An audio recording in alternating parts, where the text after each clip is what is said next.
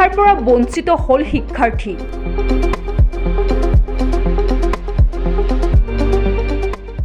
ইতিহাসৰ পৃষ্ঠাত সন্নিৱিষ্ট হল গুৱাহাটী বিশ্ববিদ্যালয়ৰ দূৰ আৰু মুক্ত শিক্ষা প্ৰতিষ্ঠান।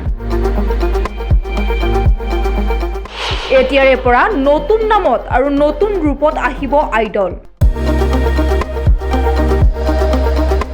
এতিয়াৰে পৰা আৰু নাথাকে আইডল। আনুষ্ঠানিক শিক্ষাৰ বাহিৰৰ এনে এক শিক্ষা ব্যৱস্থা হৈছে দূৰ আৰু মুক্ত শিক্ষা প্ৰতিষ্ঠান চমুকৈ আইডল, য'ত কোনো আনুষ্ঠানিক শিক্ষাৰ দৰে বাধ্যবাধকতা নাথাকে,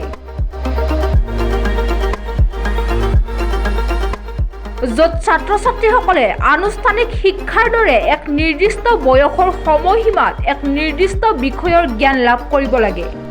মাথো এই ব্যৱস্থাপনাত শিক্ষাৰ্থীসকল আবদ্ধ হৈ থাকিব নালাগে শিক্ষানুষ্ঠানত।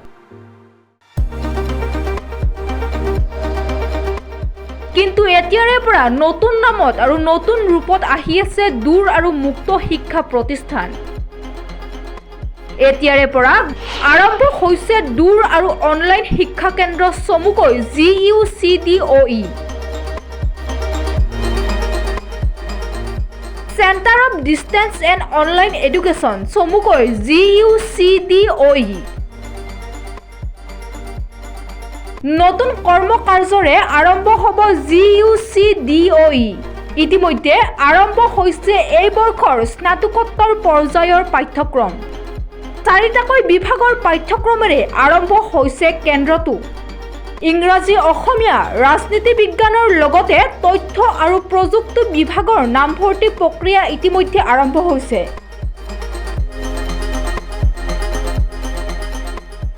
নতুন কেন্দ্ৰটোৰ সঞ্চালকৰ দায়িত্ব অৰ্পণ কৰা হৈছে অধ্যাপক ডক্টৰ দেৱহৰি তালুকদাৰক।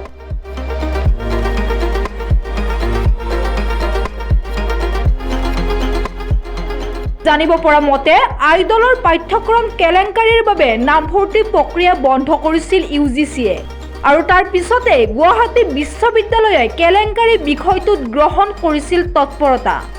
আৰু এতিয়া উদ্যমেৰে গুৱাহাটী বিশ্ববিদ্যালয় কৰ্তৃপক্ষৰ তৎপৰতাত আৰম্ভ হৈছে GUCDOE।